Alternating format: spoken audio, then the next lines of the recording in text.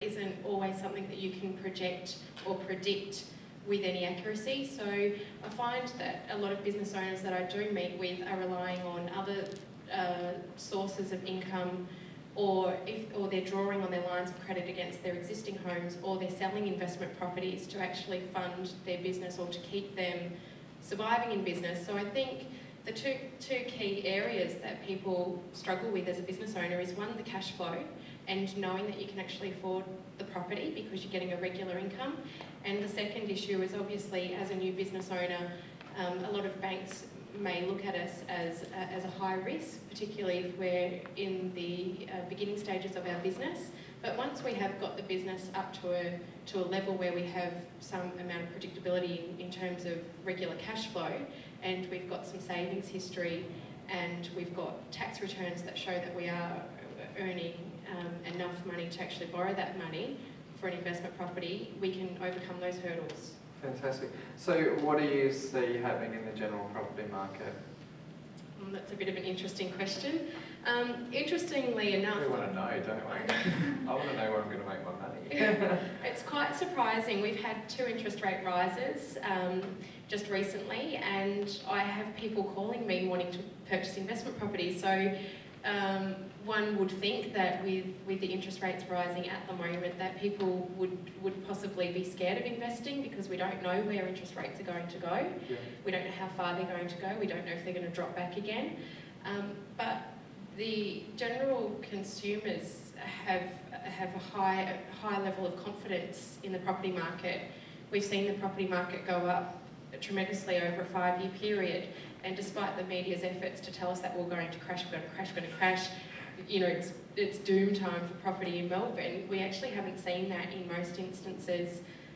Providing you're in the right areas, we're still seeing properties go up in value. Yeah. We're still seeing growth in properties. I think in the last quarter, Melbourne averaged about 3 to 4% growth, and that's apparently when we're not performing. Yeah. But you're still seeing areas like Toorak still achieving growth of 12 to 16, 18%, and Melbourne's flat, apparently. Okay, so where should we be investing? This is what we all want to know. Where are we going to buy? Okay, the first thing, I guess, is that for any investor, you need to be investing in a property and in an area that suits your circumstances and also fits your strategy and your budget. Yeah. But there are 10 things that you could look for in a property to ensure that you're going to get good growth if you're looking for a growth-orientated property.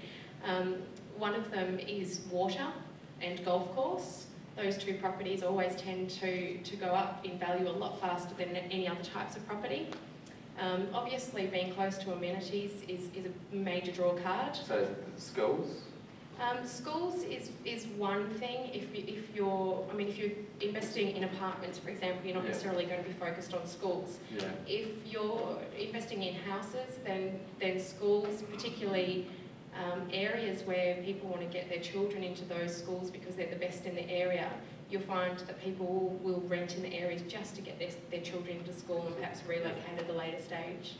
But obviously, the more of those lifestyle components that you have when you're looking at investing, the better your investment's going to perform. But in terms of areas, if that's what you're asking, yeah. If I was investing in Melbourne, there are a few places that I'd be looking. Areas that are going under rejuvenation. So I'm in a fortunate position knowing or looking at these things for my clients. Footscray, for example.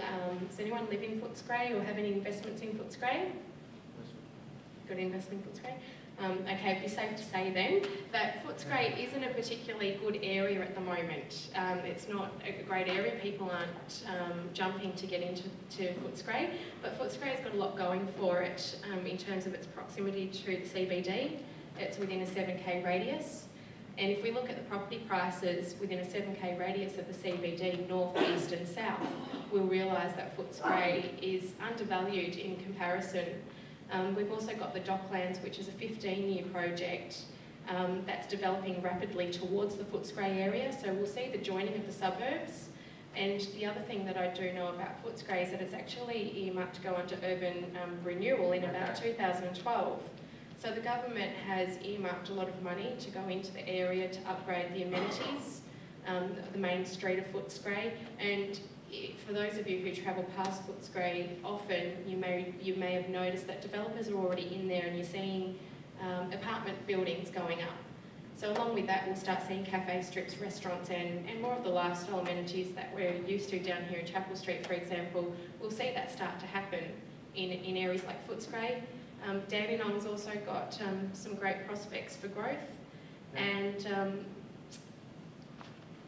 inner city is always going to do tremendously well. We're seeing areas like Armadale, Paran. I'll give you two examples. Paran, even though the market has been flat in the last 2 years, I bought a house in Paran 2 years ago, and it's gone up in value probably about $100,000 in the last 2 years. So that's good, and a one-bedroom apartment has gone up probably about $50,000. So they're good quality inner city suburbs that are always in demand and always easy to rent. I mean, for business owners, sometimes the cash flow is so up and down. So would you suggest that property is one way to build your assets up behind there? So just let it sit there. I think for business owners that are just starting out, the key focus for all of us is to really get our business running at a level where we're getting regular income and we're earning an amount that is comfortable for us, and that our business is performing. Once we've seen consistency in that performance and stabilisation of our businesses, I think it would be safe to then start looking at investing in property. Yep. Until the cash flow is stable, though it can be quite difficult. Yeah. And the only other, I mean, there are alternatives depending on how risk adverse you are. Yep. The other alternative is if you do have a lot of equity in your existing properties, you can obviously leverage from that, and we create buffers where you can capitalise the interest and you can get through any shortfalls. Okay, and what are some of the common mistakes made by investors? First common mistake would probably be not understanding that property in different areas and different types of property are going to deliver different results. So I think people go out, and much like Tina said, you have to have a strategy. You've got to know what you're trying to achieve. You've got to understand what's important to you. Yeah. When I sit with clients and ask them, what are you looking for out of this property? Are you looking for growth? Do you need growth? Are you looking for rental income? And obviously, you guys could probably relate, but the common answer is, well, I want really good growth. I want it to be tenanted 100% of the time, and I also want it to be positive cash flow.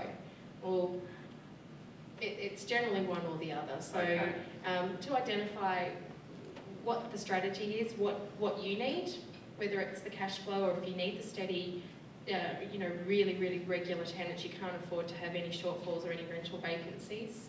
And then to identify what properties are going to perform and give you that, what you're looking for. Okay, great. Any questions for Lisa? No? They're all busting to ask me questions before. Okay, 3 tips for investors. Get your finance structures right. I think a lot of people overlook how important it is to structure yourself financially. And by that I mean, being business owners, you need to look at, if you're in a high-risk business where it's like, if you're in a service business, for example, where you may be sued, you need to look at protecting your assets and look at perhaps purchasing in trusts, for example. And it just basically puts a shield between you and anybody who's going to litigate against you. So that's probably one tip for everybody in the room. Also the finance structures in terms of the way that you have your loans set up. Many banks, have we got any bankers in the room? Anybody from the banking background? I know we've got a few mortgage brokers. Generally the banks are taught how to leverage you right up to here. So they're trained to give you a credit card, give you a personal loan, give you a mortgage, go back and give you a line of credit. And they want to see that you're up to your absolute maximum serviceability, because they don't want to risk losing you to another bank. That the CBA say, you know, get them on the personal loan, give them a car loan, give them 3 credit cards, and basically you've got them for life. So you really need to understand that the banks are coming from a perspective where they want to make it difficult for you to move. And if you have your property structured through the same bank, it can be very costly to get out of that arrangement. And sometimes you've got available equity for you to leverage and purchase more properties, but the banks will actually, in fact, hold you back. So finance structures, massive, absolutely massive. To be honest, property comes last. That would be the biggest mistake. People go out looking for a property, they'll search all over Melbourne, but they don't have the fundamentals right. So property last. Okay, fantastic. A round of applause. Thank you.